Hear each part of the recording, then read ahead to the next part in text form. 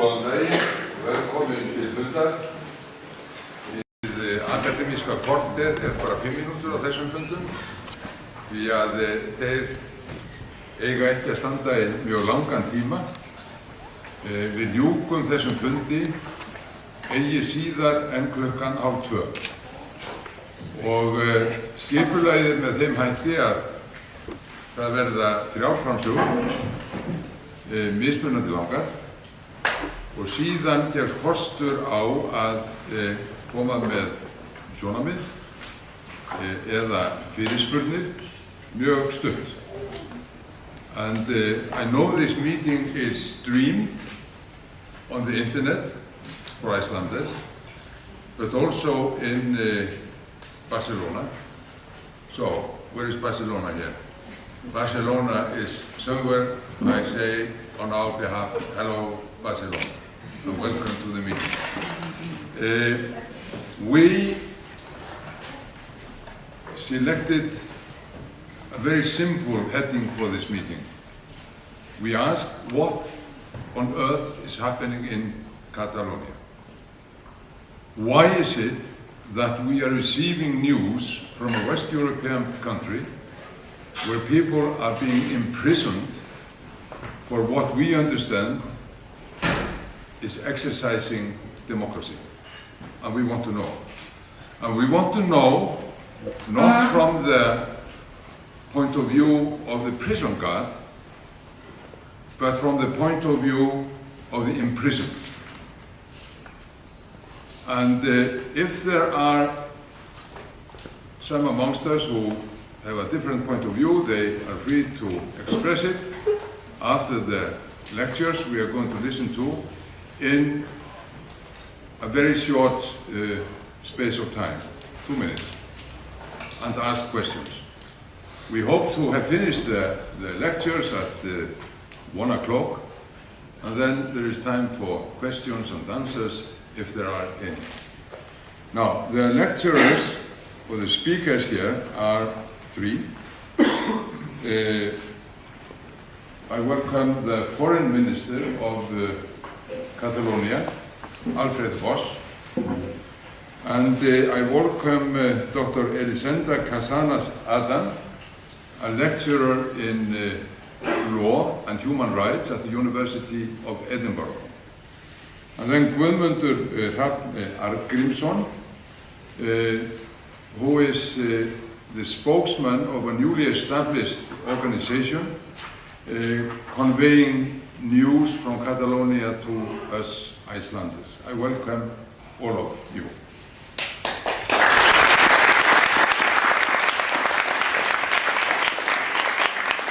So, first I would like to ask Guðmundur Arngrímsson to take the podium. He's going to speak in Icelandic, but illustrate his talk with some pictures or videos. And so you there in Barcelona, just wait a few minutes. You'll probably understand what he is saying. Þakka kærlega fyrir og verið velkomin. Það er gott og gaman loksins að geta fengið að ávarpa þennan málstað og ykkur, loksins auglítið. Ég hef búin að vera að skrifa þetta í svona tíma og komið í útvarpið og svona reynda að koma þessu áleiðis umræðina. Það sem ég langar þess að gera í dag er að ávarpa þennan ótrúlega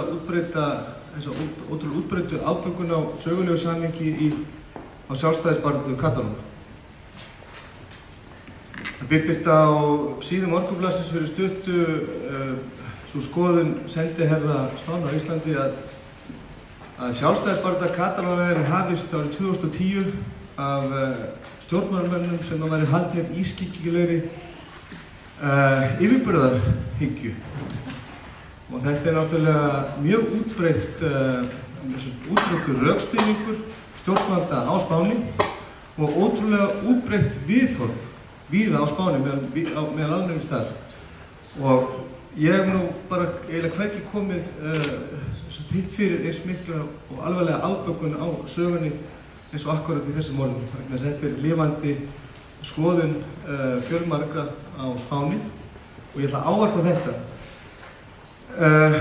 Ég búinn að vera að lesa mig mikið til sögulegt samhengi í sjálfstæðisbaráttu Katalóníu núna síðustu 2 árin eftir að ég var vitni persónulega að því hvernig þetta birtist á götum Barcelona og víða í sveitum Katalóníu. Þessi ofboðslega ríka og umleikjandi þrá fyrir að fá að ráða sér sjálf.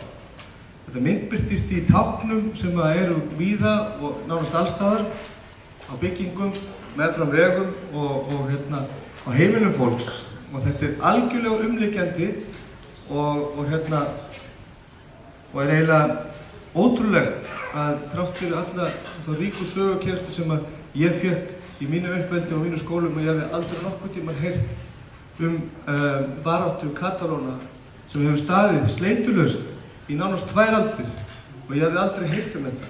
Svo kem ég til Barcelona og ég upplifi og sé þennan óbáslega fjölda og þessa óbáslega mögnuðu og ríku kröfu sem að milljónir manna hafa haft uppi stanslaust í næstu 2 aldir og mætt alveg óbáslega grófu og alvarlegu ofbeldi sem að birtist í morðum, pyndingum og kúgunum í áratugi.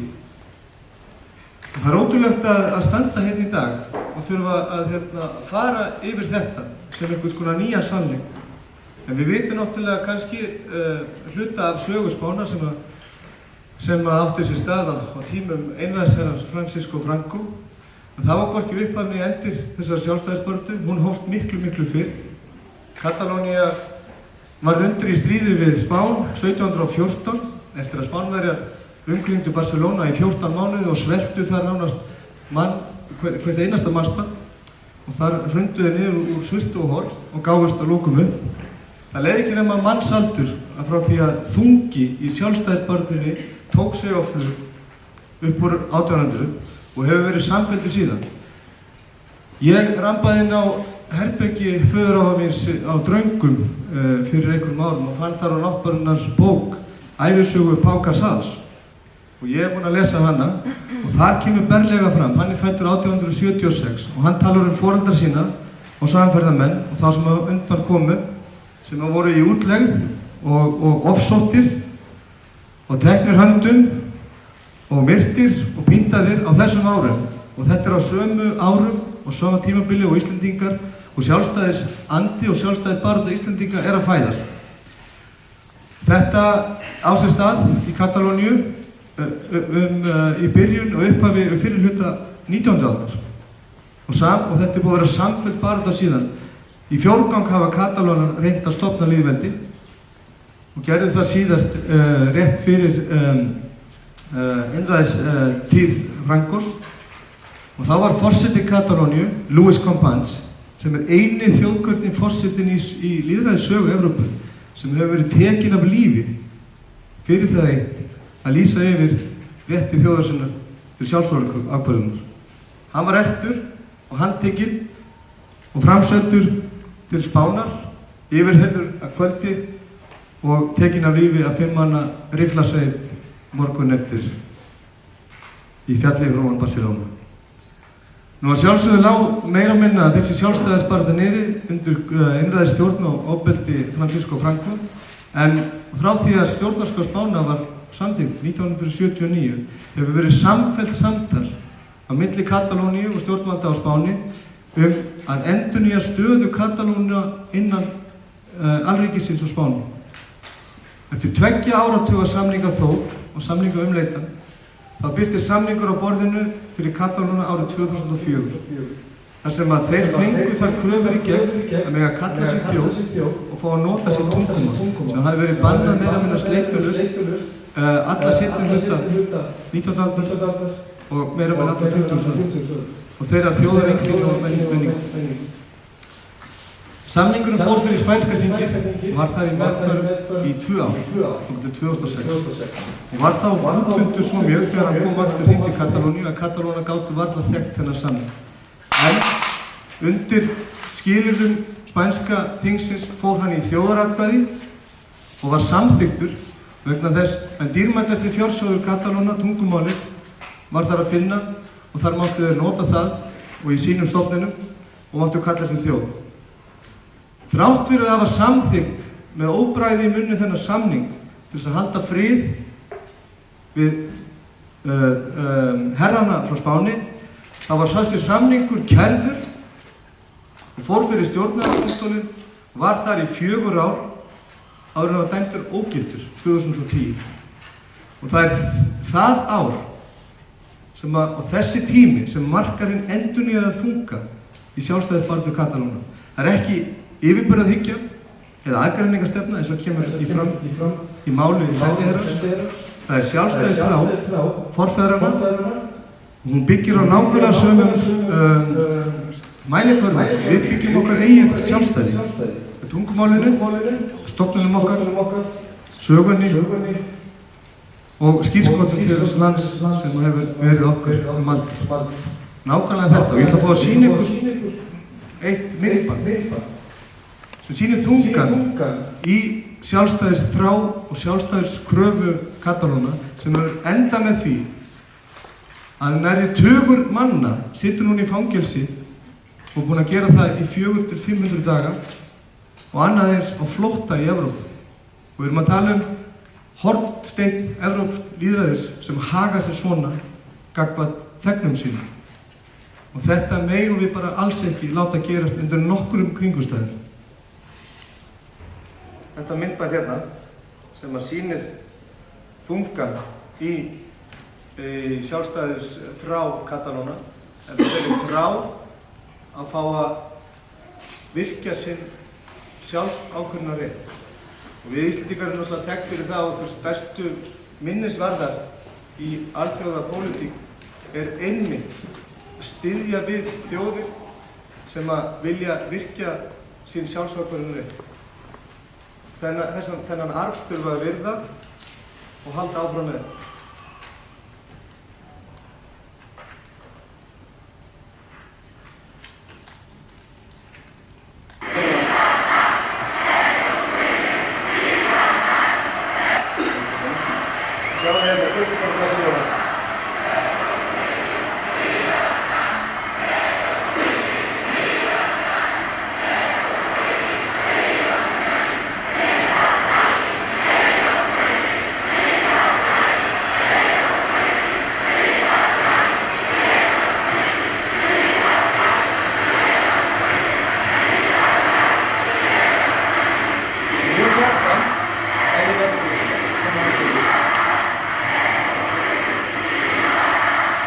Og mjög gjarnan, daginn eftir svona atburði, birtast myndir af 13 katalónskum sálum einhvers staðar, afreiknum staðar og stendur undir að Katalónar fagni eða mótmæli stefnu Spánverja. Þetta er þessi afbakaða mynd sem ítrekað flutt bæði Spánverjum og okkur öllum hinnum. En veruleikinn eins og allur annar. Og það er þess vegna sem við erum í dag að fá ávarpa sannleika sem er og ríkir í Katalónu. Og takk fyrir mig.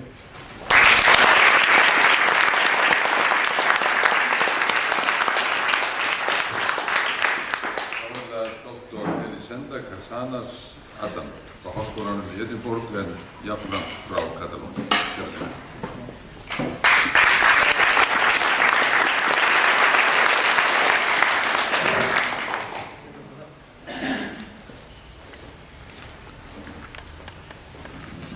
Anyway, thank you very much for the invitation. As I said, it's a pleasure to be here. My talk will be brief because I understand you are all waiting to hear the Minister speak, and we also want to leave time for the debate. So my role here, or what I'm going to talk about, is to give you a bit of a comparative context on similar movements to the one in Catalonia, and also then put developments up to the day of the vote and developments that follow in this comparative context. So when we think about these matters, when we think about these issues, we start off generally when we look at the response to democratic and peaceful sub-state national movements in democratic constitutional democracies. when we look at these responses, we generally start from the models of first Quebec and then of Scotland.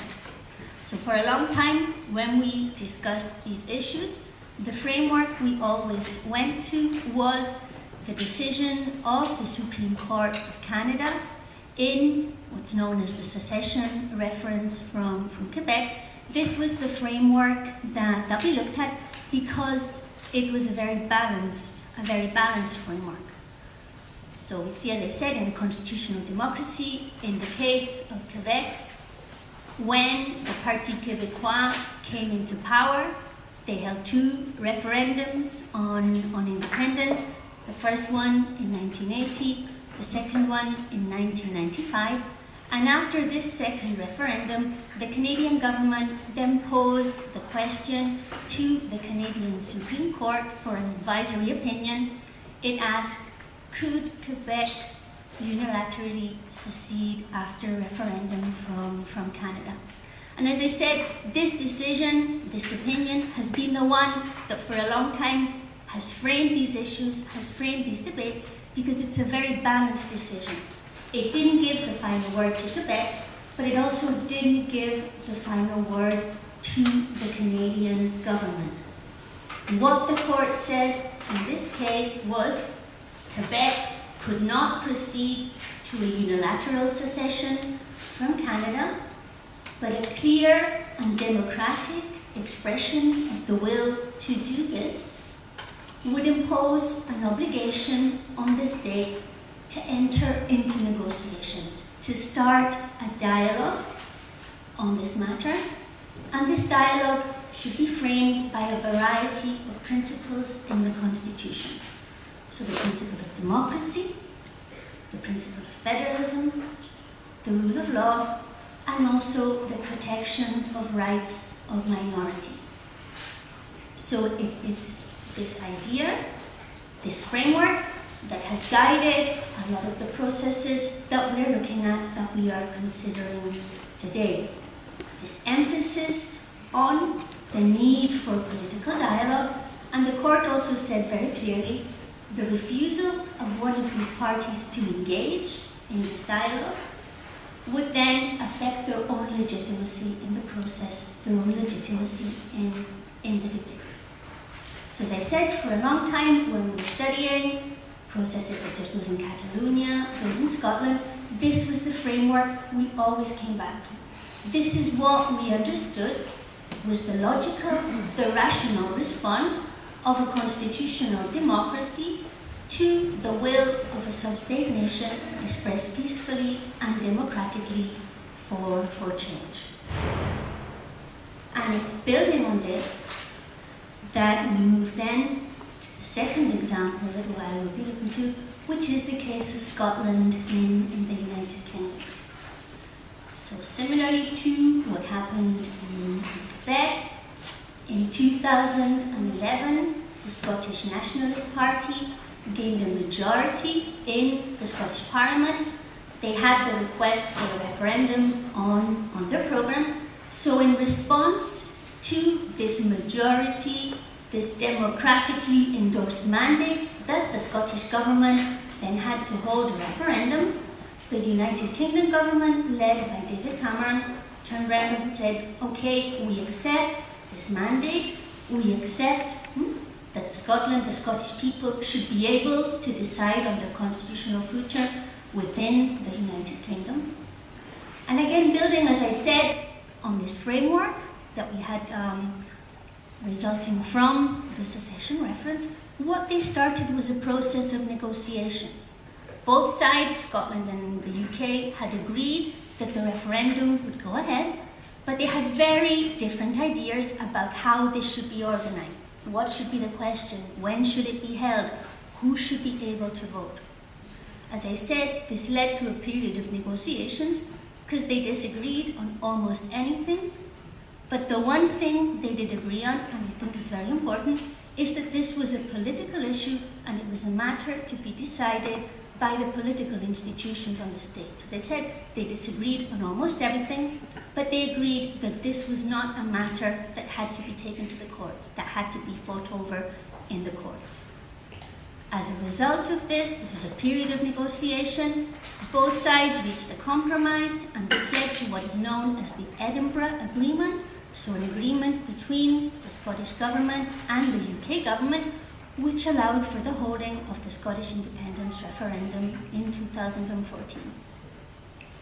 Moreover, during the referendum process, during the referendum debates, the UK government and the main UK parties also came out and said, actually, in the case of a no vote, because we see there is a real desire for change, even if the outcome of the referendum is no, we, and this is known as the vow, we commit ourselves, we commit our party to provide further constitutional change for Scotland. And they did. The outcome of the referendum was a no, but this was followed by a process which gave more competences and gave the Scottish Parliament a stronger position within the UK Constitution. So we'll move on now briefly to Catalonia. We've seen the framework, we've seen the precedents. There were very much kind of emphasis on political negotiation, on searching for an agreement to find a resolution to the conflict. In a way, one could say, well, this is probably what the Catalan movement also expressed democratically. Also, a clear mandate was given to the institutions, as I'm sure has been explained. This is what they expected would be the response of a constitutional democracy. What happened, however, in the case of Spain? What do we see, and what do we see comparatively in relation to these other models, to this framework? Well, first, the Spanish state's response was very much a legalistic one. So rather than looking for spaces, opening up spaces for political negotiation, what they did was put forward a very legalistic and restrictive interpretation of the law and of the Constitution as a way to limit any kind of political dialogue, to cut out any spaces for political dialogue. Building then on this one step further, we see a judicialization of the conflict. So a lot of these issues that we've seen in the case of Scotland, we know it's like we have to keep this out of the courts. We see in the case of Quebec, the Supreme Court says you have to negotiate within the frameworks of the Constitution. In Spain, these matters are taken initially to the Constitutional Court, to such an extent that even at a certain point in 2014, the Constitutional Court says we cannot resolve this conflict. This is a political conflict between different levels of government, between different orders of government.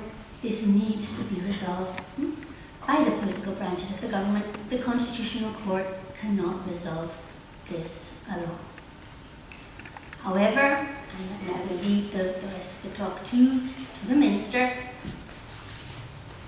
the government, the Spanish government, did not respond to this, and this led to an escalation of the conflict and to the situation that we have today. Just briefly, because I am an academic, I'm not a politician, so I come to this, I think it's important to think about concepts, and also because I'm a lawyer and I'm a legal scholar. To finish kind of setting the scene for then the talk of the Minister, I wanted to reflect a bit on the idea of democracy, or on the context of democracy, again within a democratic constitutional setting.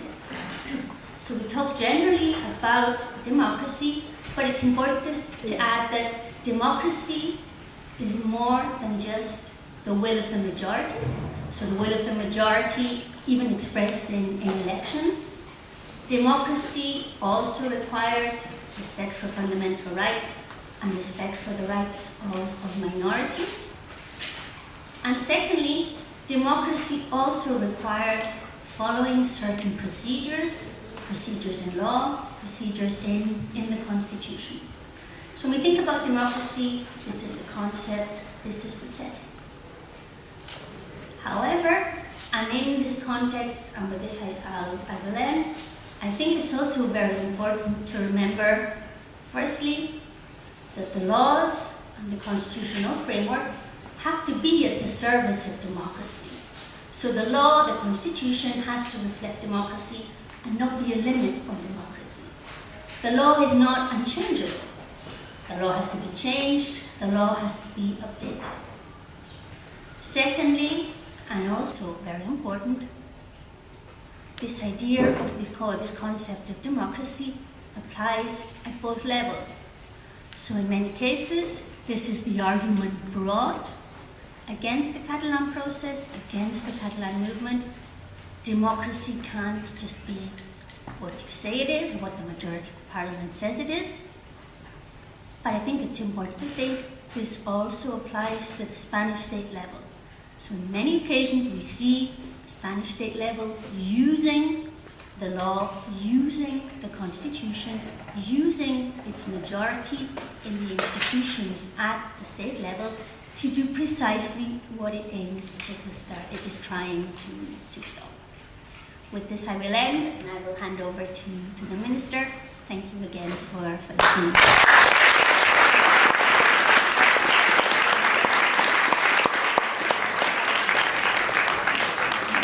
Thank you very much indeed. And now I would like to welcome to the podium Alfred Bosch, the Foreign Minister of Catalonia.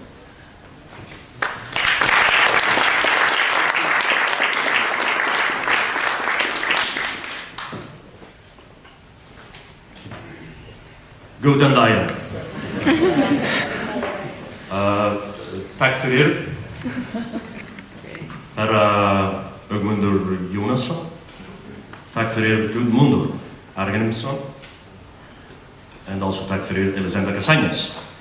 And that's where my Icelandic stops. And I'd rather switch to English if it's all right.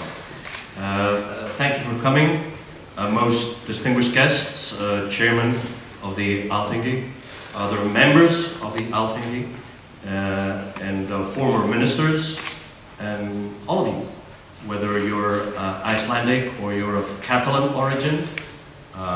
Very grateful to meet you here and to have the opportunity of expressing our views, which are the views of the Catalan government over what's going on in Catalonia. I'll try and help everybody here to understand, and of course it will be my view, but I'll try to stick to the facts and to events. First place, why? Why have we done all this? Why did we start in the first place? And the answer is very simple. We had a dream. And we had a dream of being free citizens in our country, able to decide collectively about our future. Now you might say that's not much of a dream, but let's wait until we see how it goes sour. It was quite an endeavor. And we thought, moreover, that this was possible, and it was possible to do it our democracy, respecting human rights, and also with dialogue in a civilized manner. That is the Icelandic way. We thought it was possible to do this like you did on your own time, like you faced your own reality, your own dreams, starting like a bit more than 100 years ago, and then evolving into the present situation. We thought that was possible. We thought it was also possible, and referring to what Elisenda Casañas also said, we thought it was possible to do it in the Scottish way. We believed we were in the Western world in the 21st century, and that these things were also applicable to our own environment. Some people say now, you were too innocent, or you were a bit too candid. And I always tell them, I think that's not correct, or it's not a correct judgment. But we could say, yes, we could say that we were too democratic. We thought this could be done in a civilized way. So actually what we did was, from the previous government of Catalonia, a referendum was called on the 1st of October 2017. And let me start there. That's like the starting point. You've seen demonstrations, some of them before this date, some of them after this date. They're different. Before this date, there was this kind of joy, color, liveliness, which you find in Mediterranean countries.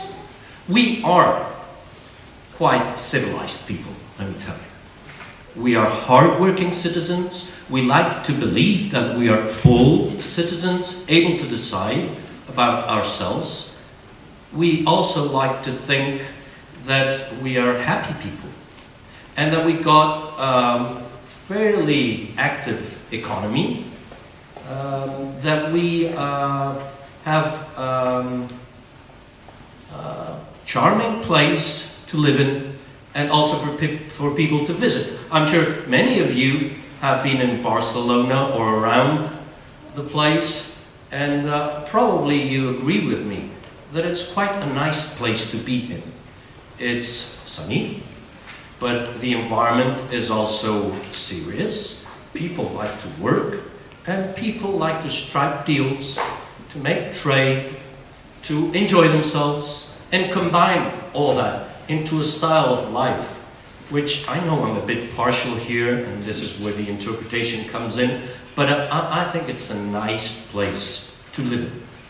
And we're very proud of our country. I'm from Barcelona. I'm very proud of my city. I think it's a great city. I'm a bit partial, I insist, but I do think that.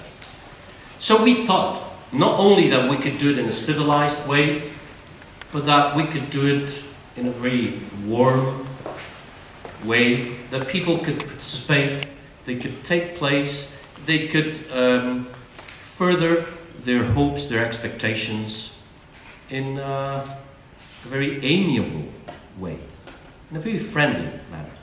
Now, that was what the atmosphere which surrounded the referendum on October the 1st.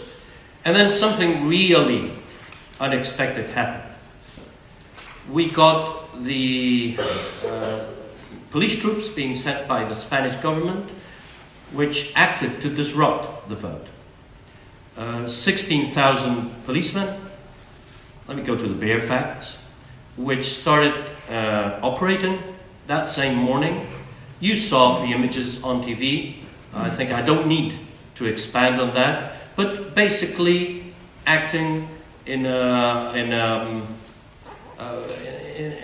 very determined manner, even acting against people to prevent the vote from taking place. Despite that, most of the votes took place. 2.3 million votes were cast, 90% of them in favor of independence, and the rest between the blank votes, but most of them against, of that remaining 10%. We calculate that around 700,000 votes were disrupted, because those voting stations were closed down, or the voting boxes, polling booths, were just taken away. So we don't know how many, but we calculate around that figure. Up to a little bit more than 1,000 people were injured.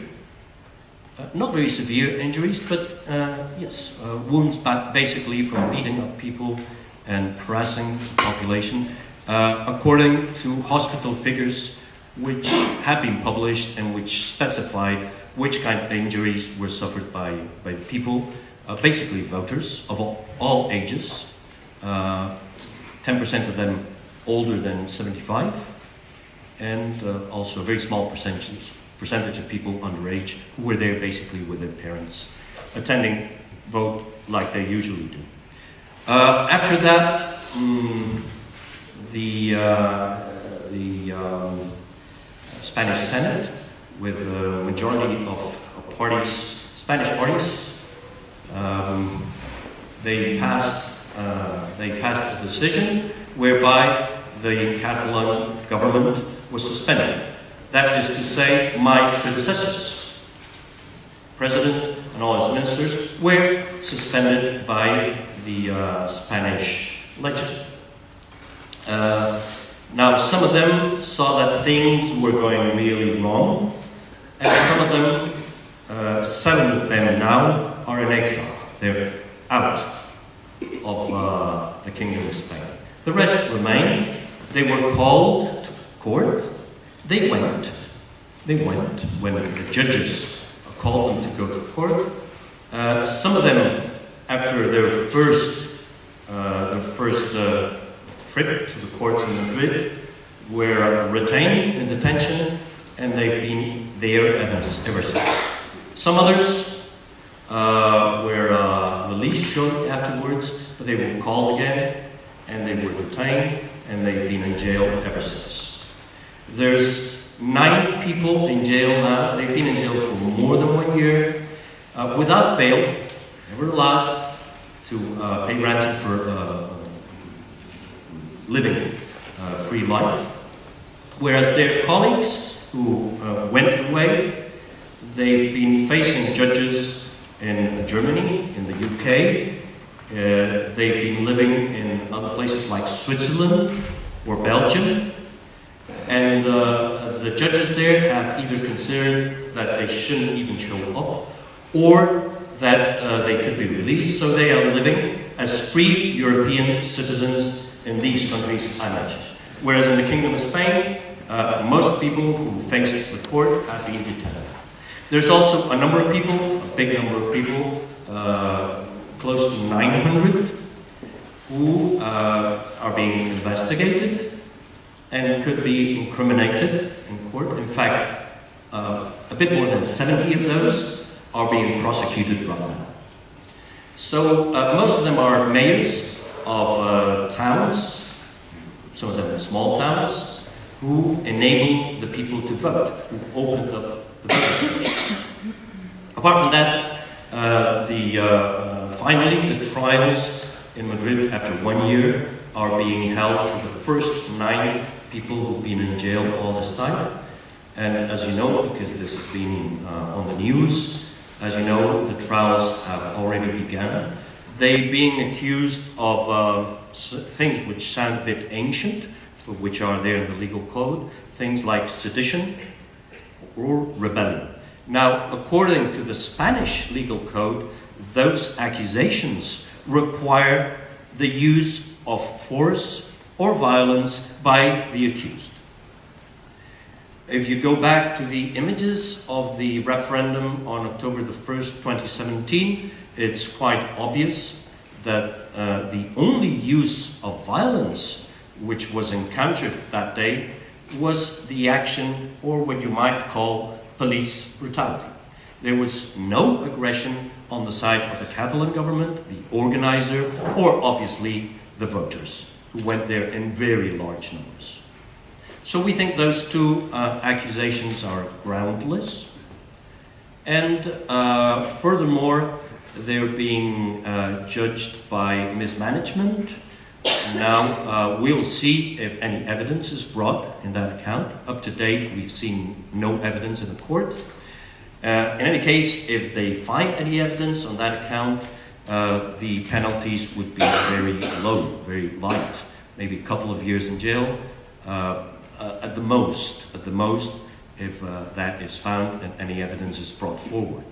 If the sentences for sedition or rebellion are ruled and approved and passed by the court, that could mean up to 25 years in jail, because that's the charges that the prosecutors have brought forward, from 10 to 25 years in jail. Against people who obviously hurt nobody, did no harm or damage to anybody, who have stolen nothing, who are accused basically of delivering. Delivering on what? On the promise. Now, for once that politicians deliver their promises, perhaps we should look at this in another way. But anyway, the promise was that they would make people vote on the independence of Catalonia, which is what you could define as the right of self-determination, which you know very well that it's considered an international an international right, which is enshrined in international law and treaties which have been signed also by the Kingdom of Spain. Now, we'll see how that finishes, and we'll see if these people are sentenced to heavy penalties and if they remain in prison. We hope not, but we are afraid that might happen. We have the prosecution, which is the public prosecution, but we also have something which is quite particular of the Spanish legal system, which is the private prosecution. Anybody or organized group can also show up in court and say they want to lead accusations as well as the public prosecutors against these people. Now, we have one single private prosecutor in these trials, and that's a political party, which is called Vox, V-O-X. It's an ultra-right party, which is on the rise in Spain. And apart from being against collective rights or the right of self-determination in Catalonia, they're against many things. They're against women's rights, they're against animal rights, being fiercely in favor of bullfighting, torturing and killing animals as a puppet show. They're against the rights of immigrants who are legally living in Spain and whom they want to expel. So it's really a fierce right-wing movement which is there as a private prosecutor and who are taking advantage of the trial to do their own political campaign. You know, we have elections in Spain on April 28th, and they already started their political campaign in the court.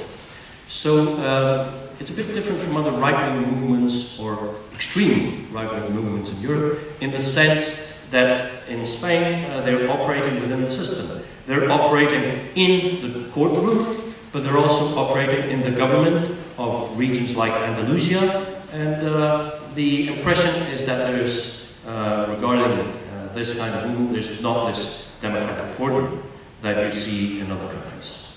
So we are very worried. We are worried, obviously, about our colleagues who might be sentenced to jail for many years. We are worried about the exiles who are living out of their homes, away from their families. Most of these people in jail or in exile have children, they have families, they have elderly parents, they have small children, many of them. So that also raises a humanitarian concern. And apart from that, we are also worried about the situation in the Kingdom of Spain. We are not haters. We don't hate Spanish people. We just are very proud of being Catalans, and we think we should be full citizens, able to decide about our own future. But that doesn't make us anti-anything. We are pro-freedom, we are pro-human rights, and we are pro our own country. So we are also concerned about Spain. We think that the trials, apart from everything I explained, and from what we consider as a very unfair dealing of the situation, we are also worried because we have the impression that this is a huge historical mistake. Right now, Elisenda was telling you about how they sorted this out in Canada and about how they sorted this out in Scotland. Obviously, there are always legal and constitutional debates around something as important as self-determination. Obviously. But in a modern civilized world where democracy is paramount and civil rights also, a solution must be found for the people to decide. And that's because if there's something important in democracy is that the people must decide. It's up to them. And that's what we want. And going back to what I was saying at the beginning, our dream consisted basically on that, on making the people decide. It's not up to a couple of politicians in an office striking a deal. It's not up to judges in a court, among other things, because you're transferring deeply political issues about the future of a country to the judges. And that also puts pressure on the judiciary, on the legal system of the country. And it can damage the system, the judiciary, which is intended for dealing about crimes and not for dealing about political difference. So it also puts pressure on the legal system in Spain, apart from putting pressure on the political system. Now, why do you think it's a mistake? Because if when the sentences come out and the ruling is made in court, if those heavy sentences are confirmed, that means more trouble. That will not help to solve the situation. That can only help to make it harder and to make it more difficult and more tense. And that can only make the conflict worse. And that's not what we want. Now, some people might say, if we have those sentences, that might provoke an even stronger reaction on the side of people who favor Catalan independence. And they say, perhaps that will make us grow. It could happen. But that's not what we want. Because we think that worse is worse. Worse is not better. Worse is worse. Better is better. And we want to be a better country. We want to be more free, more open. We want more respect for full citizenship. That's what we want. We want a better place for us, for our children. And we think that should be possible right now. So, let me say to finish that right now, after the initial shock of seeing what happened on October 2017, after seeing what happened to the members of the Catalan government, and I forgot to say something important, which is that elections were called again in Catalonia, that I might say was perhaps one of the only clever moves of the Spanish government in this whole process. They decided that they should call for elections in Catalonia to get people to vote for a new parliament and for a new government. That's when a new government was formed, with a new pro-independence majority in parliament, and that's why the government of Catalonia right now is composed of people like me, who are in favor of independence, of a Catalan republic. We are Republicans. But before being Republicans, and prior to that, we are Democrats. So I had my own ideas. And obviously, I think a Catalan republic is a good idea. Because I think we could follow a path quite similar to the path that Iceland has followed in the last 100 years. I think so. I'm really convinced of that, and that it's a tool to make our country a better place. But regardless of what I think, in front of that, I will always put democracy and respect for your fellow citizens. So this must be voted. It's such an important decision, and it concerns so much, 100% of the people living in Catalonia, not just a part, even if it's a majority. It concerns so many people that this has to be taken to the voting stations. And people have to make this decision. Now, we still stick to the idea that we have to do it in a positive way, in a peaceful way, in a civilized manner. And no matter what happens with a situation, no matter how harsh and tough things become, we will stick to that way. Because that is also, let me tell you, the Catalan way. We like to do things that way. I think there we have some things in common, some fundamental things in common, and that's why I'm so grateful to be now here in this wonderful place, one of the most wonderful places in the world, which is beautiful, with people like you, who are, as I have seen, friendly people, warm people, maybe despite the climate, or maybe perhaps because of the climate. And I've been here very briefly, but I have already sensed that it's easy to talk to you and to understand each other.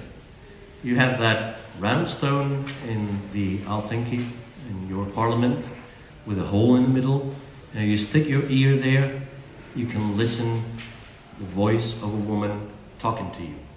Now it's important that it's a female voice, because we have to listen much more to women. Much more than we have listened to women up to date. And it's also important, the message that you try to convey with that monument, that landmark you have there in the parliament, because we have to listen to people. And that's something which should be applied to Iceland, to Scotland, to Quebec, to the whole world, and obviously to us. We are not better than any other nation, but please, we are not less than any other nation. So we want that right. And let me just mention the words of my predecessor, who was the foreign minister of Catalonia, and who's now in jail, who's been in jail for more than 1 year. He's Raúl Romeva. He loves Iceland. He's written about Iceland.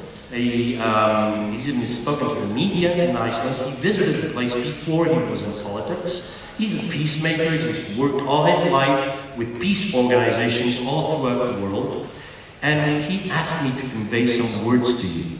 Basically, what he asked me to say is that no matter how tough the situation is, please don't feel sorry for him or for those people who are having a hard time, because they derive force from the experience of free people like you.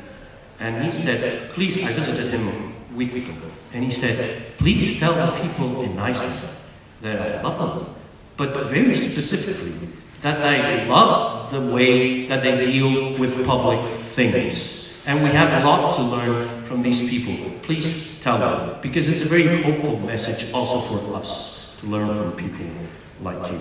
And having said this, let me finish with, let's see if I can pronounce it correctly, with an expression which I find was very nice, which is Island Linky Living. Thank you.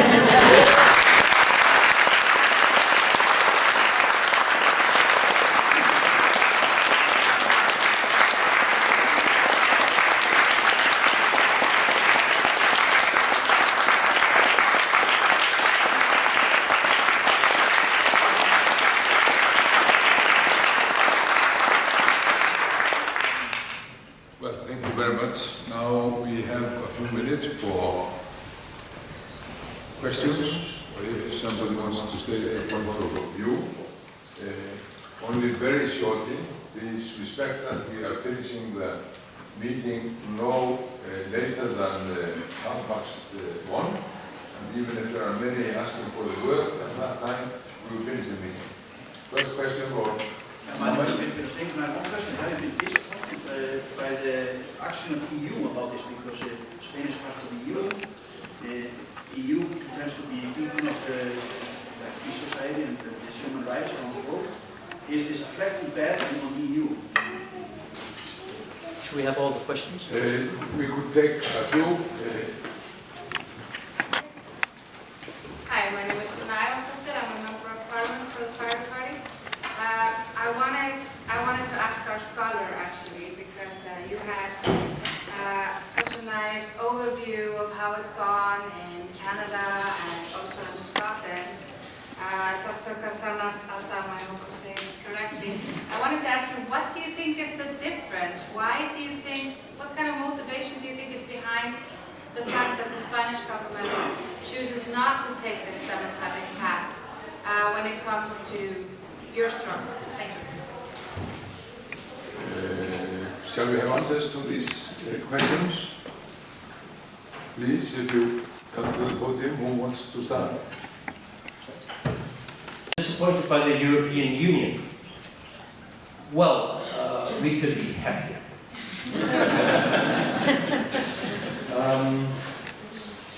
Especially because we are European citizens.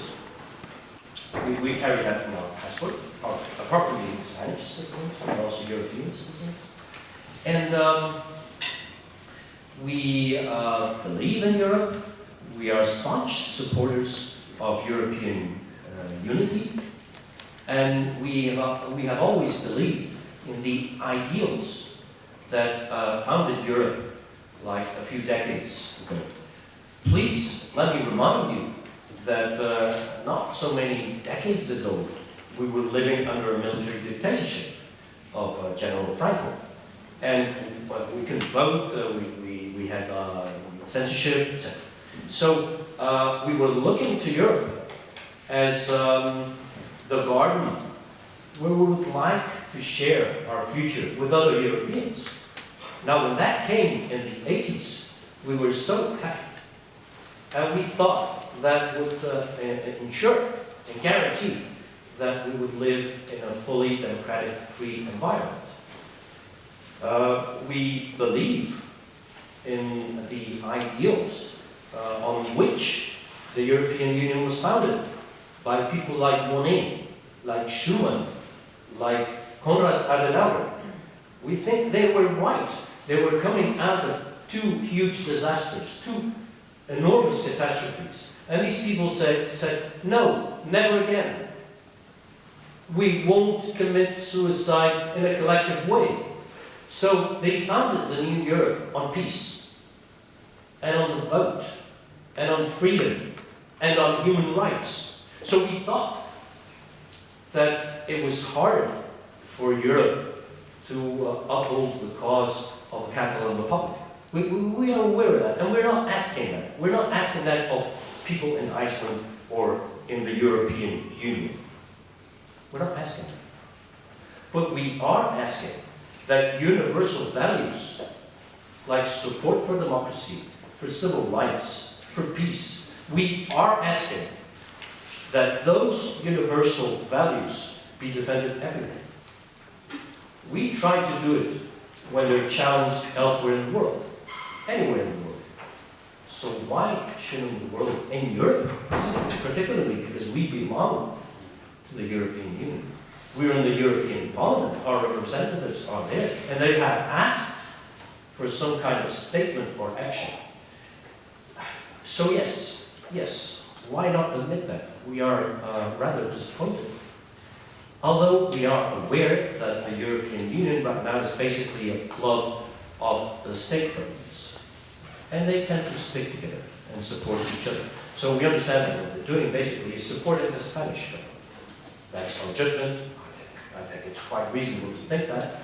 But we also believe that there should be something higher than that, than solidarity between politicians and governments. So we are hoping it will change. We think it's changing dramatically in among opinion and the media.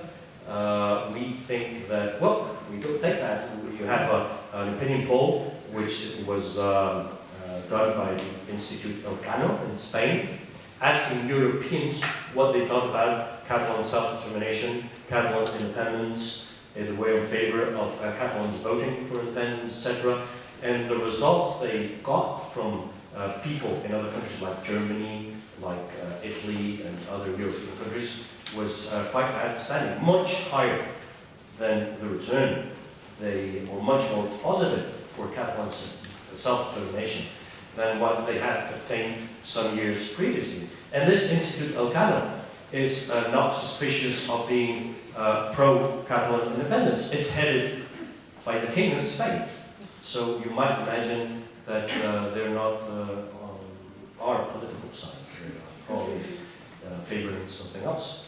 So yes, I think opinion is shifting. The media are shifting. And eventually, I'm sure that governments that want to remain in office, and there's many governments that want to remain in office, I'm sure they will also change, and the European Union will change.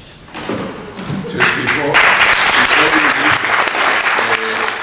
we have the academic lecturer to answer the question that has been posed, there's one question I want to ask. You say, I am a Republican.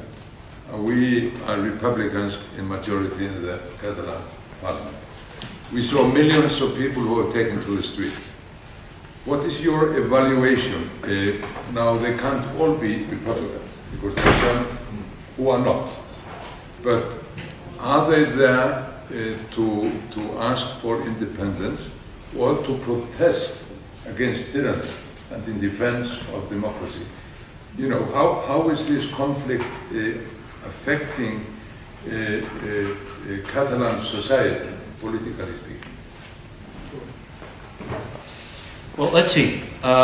Something like 15 years ago, only around between 10 or 20% of the people in Catalonia were in favor of independence, according to the polls, and also according to the results of the party elections in Parliament. Right now, according to polls, it's more like 50%, perhaps a bit under, perhaps a bit over 50%. We don't know, and that's one of the reasons why we would like people to vote, to know what people think. That's one of the reasons. And disrupting a referendum is not the best way to know what people think. So we think that was really unfortunate. The thing is, what happens with those who are not for independence? Well, I would say the same that was happening to those who were for independence when we were in the minority. You have to accept that sometimes decisions have to be taken collectively. And you're not going to hurt anybody. The republic that we want is a republic open to everybody, with full citizenship to everybody, with two languages, Spanish and Catalan, which are now official, both of them in Catalonia. We want to keep both languages official. So that's our idea of the new Catalonia, which is open to everybody, with full citizenship to everybody, and holding referendums as much as is needed. The funny thing here, or the interesting thing, is that the number of people supporting independence has grown. Why? Exactly because of what you pointed out. There was many people, especially in the past, now there's probably fewer and fewer, who would not be for independence, but who would be in favor of voting and in favor of self-determination. Right now, according to the polls, that would be a figure around 70-something or 80% of the population in Catalonia. So that means that they have this democratic idea that the decision should be taken collectively and that it should be applied. Whatever the mandate is should be applied. And that's a huge majority of the population. So now what we're having and what we've been encountering in the last few years is more and more of those people who were in favor of self-determination but not Republican are joining the Republican side. Because they tend to think that in a place where people are being beaten up when they want to vote for the future, in a place where people are being put in jail instead of sitting around a table and talking about how things should be solved in politics, in such a place, there's no room for people like that, for free people like that. And that's why the number of people in favor of establishing an independent Catalan republic is growing and increasing every day. Because of what I think are big mistakes, historical mistakes, of the Spanish government and the Spanish powers of the state. Not the people or the nation, but those in power in Spain.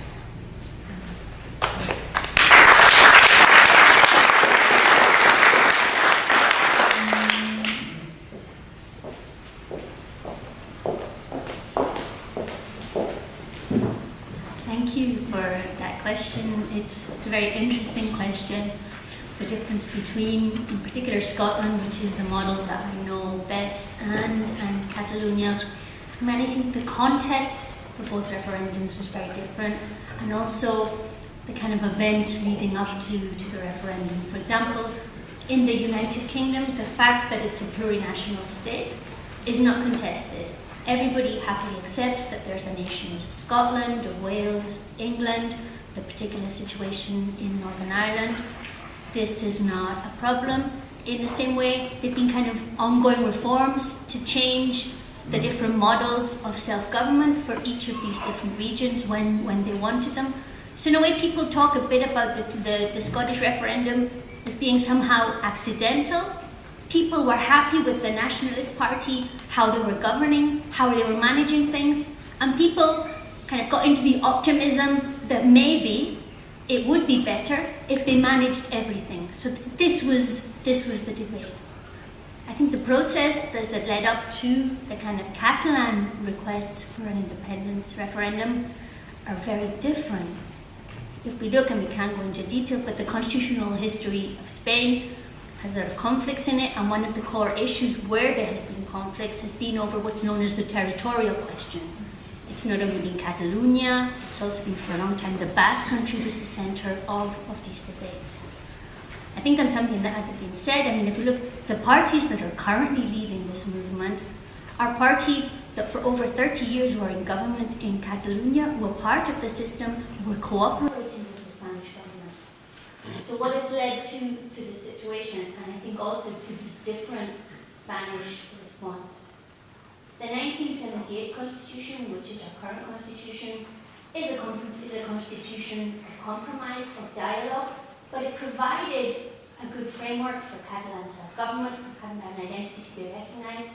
But progressively, what we have seen is an erosion of these possibilities, a restriction of the options, of the space offered to Catalonia for its identity, for its self-government within this framework.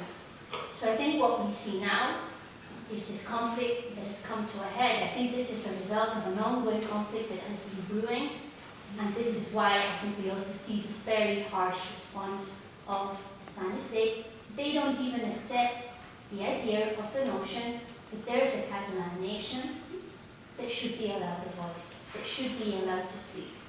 Despite this being generally accepted, I mean, in the field that I work, if you think, the common Western nations without a state that we discuss about all the time, Catalonia, Quebec, Scotland, the Basque Country, but this is not accepted at the kind of high level of the Spanish state.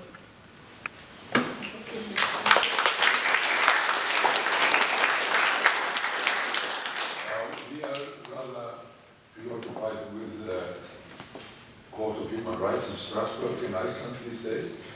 So I would like to ask you if any case associated with this struggle has been brought to Strasbourg before the Court of Human Rights.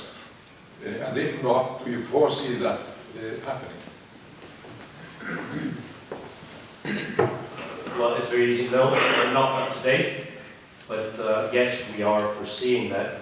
The thing is that, as you know, in most cases, they recommend to run the full course of the legal system, in this case of the Spanish legal system, and get all the rulings there before you resort to an international, or in this case, the European Court of Justice. But yes, we think that it should be brought before the European Court of Justice. And furthermore, we also believe that the ruling there could be quite interesting if it finally takes place, which we hope for. As I mentioned before, there's already some interesting rulings from European courts, like the court of Schleswig-Holstein in Germany, when the former president Puigdemont was detained in Germany, and he was brought before the judge, and the judge said that he found no reason to keep him detained or arrested or in jail. So he was free, he was released. We'll see what happens in Strasbourg and this European Court of Justice. Our main concern is time, because already they've been more than 1 year in jail, these colleagues of ours, and the trial could still take some time, a few months or more. And then, as you know, European justice, I hope, will be a bit more technically regular or conventional than Spanish justice, but it tends to be slow.